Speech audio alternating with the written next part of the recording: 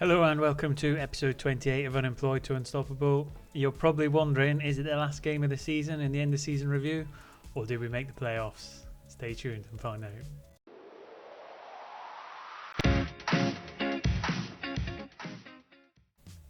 And welcome back. So the cat's out of the bag. We've made the playoffs. I'll take you through the results while you've been away. Following the victory against Brentford in the FA Cup 5th round, which was much big surprise in the last episode, we followed up with a 4-0 win at home to QPR.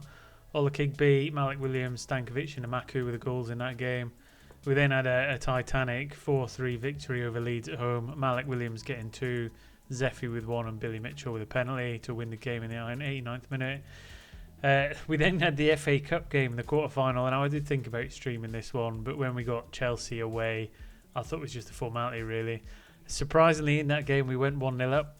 Alex Robertson with a goal, and then you tell me in the comment section, but to me this is an absolute FMing of the highest order. Christopher Nkunku got a penalty in the 41st minute.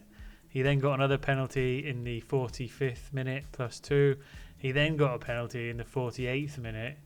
We then had a man sent off, so we were 3-1 down to 10 men, and then Nkunku got a 4th. So before that, when we were 1-0 up, they didn't look like they were ever going to score, and I thought we might just squeeze through, but the FM gods have decided that we're going out, so that's what happened, and I'm kind of glad in many ways that we didn't watch that one live. We followed that very quickly with an away win at Watford, 3-1. Gannon getting a rare run out, he got a goal, Chukwuemeka and Hansen Aaron. We then had a couple draws, Bristol City at home, Chukwuemeka getting the goal, and then Hull away, Billy Mitchell getting a goal really early on, but we weren't able to hang on to that one. 5th and 6th minute with a goal, and then very much a quiet game after that. Good news in the Plymouth game is we got the return of Ruprecht. He's back from injury. He managed to get a goal in a 3-1 victory. Billy Mitchell getting a penalty and Kerr Smith getting the other one. We then had a 2-0 win against Coventry. Jake Cooper and Kerr Smith, the two centre-halves, getting the goals in that game. Norwich, we beat 3-1 away. Chukwuemeka, Williams, and then an own goal. We then had another away win, 3-1. Smith, Amaku, and Robertson. And then West Brom, we fell to a 3-2 defeat. That's incidentally who we've got in the playoffs, so it's not a good sign. But Malik Williams and Jake Cooper getting our 2 goals in a 3-2 defeat. And then the one that sealed it, Swansea, a 2-0 away win. I say sealed it, we'd already got it by then.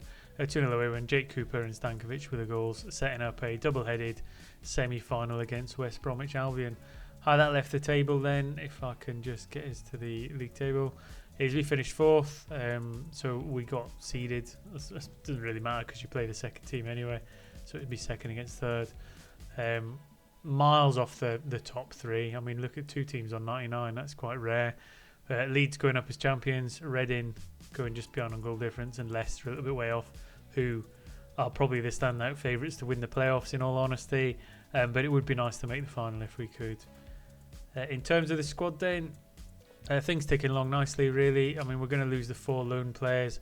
I have recently put in a bid for Kevin Zeffy, as you can see there, I think about 5 million.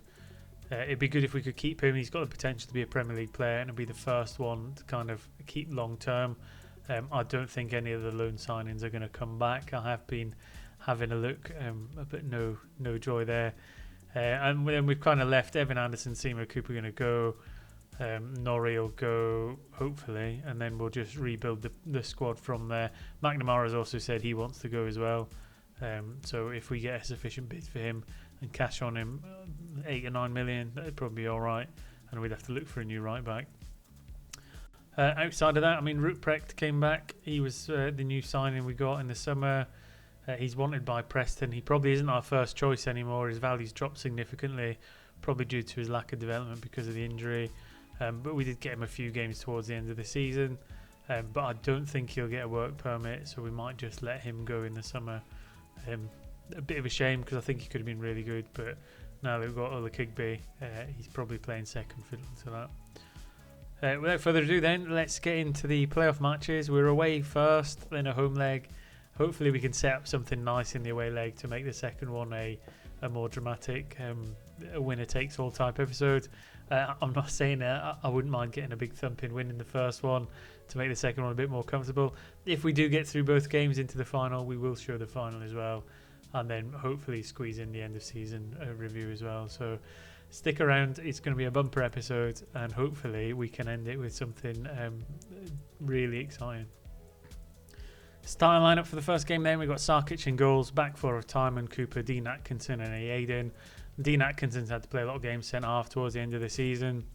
Our usual centre half, Kerr Smith, he's out with a sports hernia for 3 to 4 weeks, which is come at just the wrong time. We don't really have another comparative centre half, so Dean Atkinson is what we've got. Midfield three of Mitchell, Hansen and Robertson, probably about as strong as we could get. You could argue Chukwuemeka could play ahead of Robertson, but Robertson's been doing really well in that advanced midfield role. And then a front three of Ulakigbe, Zeffie and Williams, which is as strong as we can get.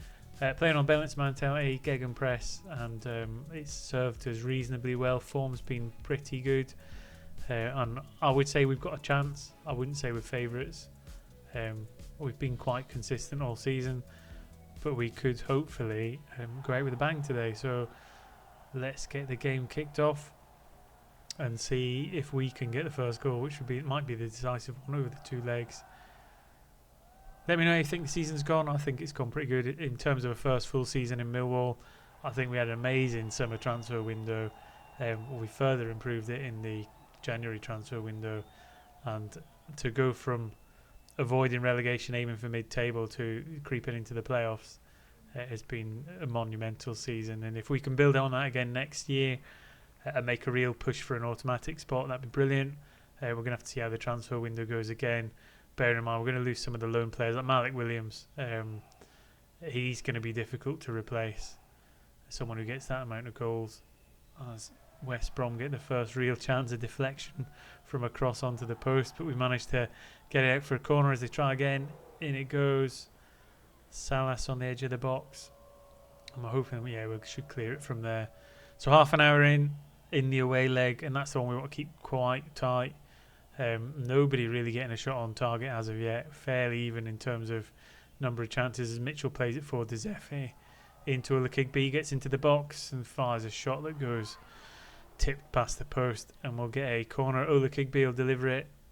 We haven't got both our centre halves who tend to score a lot of goals from the corners. It would be nice to have Kerr Smith and Cooper in there, but we'll just have to make do with Cooper today. He's not had a goal for a while.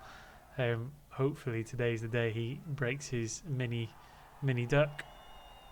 Get out for the second half. Williams not having the greatest of games, but I'm always reluctant to take him off because when he does get a chance, he does tend to tuck one away. I'll just shout a little bit of encouragement. West Brom with a chance down the left-hand side. Moving it to the right into Downs. He's broke into the box. And unless the flag goes out, we are a goal down after the 56th minute. I mean, they switched to play quite well. We've been pulled over to the right-hand side. Thorburn plays a through ball. Downs takes a touch and slots it past the keeper. So, a fairly tight game. I don't think we can complain too much about where we are. I think we might have to get Williams off and get Namwset on. And see if he can make a difference. Sarkic playing the ball out from the back. Hopefully we don't get caught at the back and go 2 down. As Ulakigbe has been robbed on the right hand side. Oh, and Aiden, that's a terrible tackle. Then it's a straight red. So we're down to 10 men. It's damage limitation now, I fear. We'll have to get Robertson off for McNamara and then slide him into right back. Probably go a little bit cautious and then hopefully see out the second half with no more goals against us. A bit of a letdown really, because I thought we could have really made a competition of this game, but so far West Brom are showing why they were one of the teams up towards the top. As another chance goes over the bar, tipped over by the keeper. They'll get a corner. Gonzalez will swing it in. Again, we've got it cleared initially. We want the time to tick down now. We've not got the players to really create too many chances as Ola Kigby throws in a cross. It did look like we were going to get an opportunity. It's still being recycled to Timon down the left-hand side. He's going to struggle to get the ball in from there, but he has, and the keeper's picked it up. So it did look like we might have crept a chance out of that, but unfortunately it fizzled out, and West Brom go up the other end with Shaw. And thankfully, they've made a mistake from the chance, and we're still in the game. Just under 10 minutes to go. Still trying to hold out. Mitchell with a chance to deliver something in for us, but again, they're looking to catch us on. We've only got one man back. We need more players covering in the middle. Oh dear. As soon as he played it across, knew we were in trouble. I mean, it's quite odd we're playing a cautious mentality and we had that many players pushing forward, but I suppose when you're trying to get back into the game, you have to. And look, and I mean, no one's tracked him back there. And we find ourselves 2-0 down in the first leg. And it's going to take something monumental, and I mean Brentford monumental, if we're going to get something out of this. I think we might well lose in the playoffs, which is disappointing but not necessarily unsurprising, as we give the ball away in the middle of the park again. And thankfully they've missed the chance on this occasion. It's a pretty one-sided game. We're going to have to do some changes, freshen it up for the second leg. 2-0 isn't the worst it could have been, considering we were down to 10 men. But, I mean, it's a bit of a mountain to climb for the second leg. We're probably going to have to go a bit more positive and see what we can do. So, stick with me. I'll click through, get us ready for the next game. As you can see there, we got a chance to negotiate a contract with Zeffy on a long-term contract as a permanent player, so I'll do that as well. And I'll see you for the second leg, where we cross all our fingers, toes, teeth, hair, and try and get through the second leg. Welcome back for the second leg, the home leg, where we look to overturn a 2-0 deficit. Starting lineup is almost identical to the previous match, although we brought Chuck Menker instead of Robertson up front. Well, the number 10 type role. So back four of Timon, Cooper, Dean Atkinson and McNamara in front of Sarkic. McNamara coming in for Aiden, who was suspended after his red card. Mitchell, Hansen, Aaron and Chuck Menker in the middle of the park, and Ola Kigby, Zeffy and Williams up front. Zeffy has agreed terms. I have had to fettle the wage and transfer budget, so we're currently £113,000 a week over our wage budget, but I'm hoping that it's such a short period of time between now and the end of the season, it'll all sort itself out. But we could get into trouble from the board for that, but I think it's worth doing because he's a high quality player. And if he doesn't play out on the wing, we could use him to replace Williams into next season as our main striker. So there is method in the madness, and I think he'd be a great player to keep. Right, let's get into this, because I mean the first goal is going to be crucial in here. If we get the first goal, we're in with a real chance. If we concede the first goal, I think it's probably all but over. We have gone positive. I think we have to, because certainly we need a goal in the first half, ideally. Atkinson playing it back to Cooper. Hopefully this will be a highlight for us to kick off the game, but Timon's giving it away. Cooper managed to win it back, and the ball is back safe with Sarkic. Ola Kigby down the right now. We're finding it hard to pick open that final ball as Timon bursts down the left, and this could be a real opportunity. In it goes to Chuck Menker, who was coming into the starting lineup instead of Robertson, and he's managed to bag a goal in the 15th minute. Good work by Timon. Patient build up down the left hand side. He plays it across. Late run from Chuck Menker, nobody near him, and we've managed to go 1-0 up. So there is hope. There is hope. A free kick from the edge of the box from Williams. He's not scored one in a while. It's a good strike as well, but the keeper pushes it away for a corner. Could we get a second early goal to put ourselves level? Ola Kigby swings it in. Zeffy gets a shot from the edge of the box, but that's wayward at best. So we're making a real push at the start of this match, although we've faded out in terms of chances now. And I mean, ultimately it's going to be down to fitness levels. We're already looking quite tired coming up to the half-hour mark. We do have a couple players we can freshen it up with, but they're not necessarily the same quality as the players on the pitch. So we will encourage them again as we come into half-time. I mean, if we could get level at half-time, that'd be ideal, but we've done half the job. Half-time we're even. We just need to go out there and give it one final push. So 40 minutes to kind of save our chances for the season. I mean, we're not creating too many chances. We are getting a couple. Zephy for Amaku, just again, as they come up for recommended by the coaching staff, it's going to be because of fitness, and we're probably going to have to make the changes. So Amaku back to Cooper, working our way to the right hand side this time. Ola Kigby's broke free. Oh, and he's hit the crossbar. Oh, it's fine margins. That could have been us back in the tie. We've got 20 minutes left to save it now. Billy Mitchell for Robertson.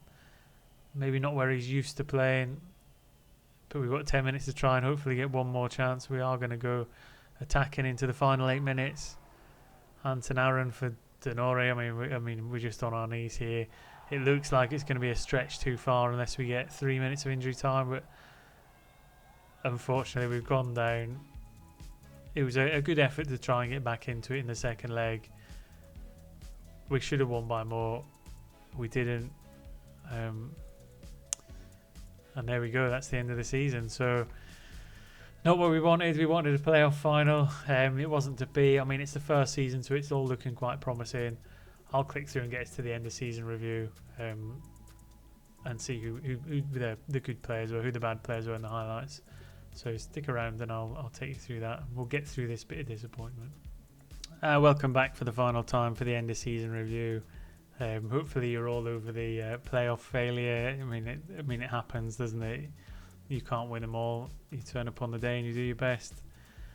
So transfer deals then. Transfers in, you can see there the worst one being the goalkeeper that snapped up in January because of the squad descent. I agree, it was a terrible signing. I was doing it to try and appease the players. I don't think he even played a game for us, maybe one. And overall, he was a terrible signing.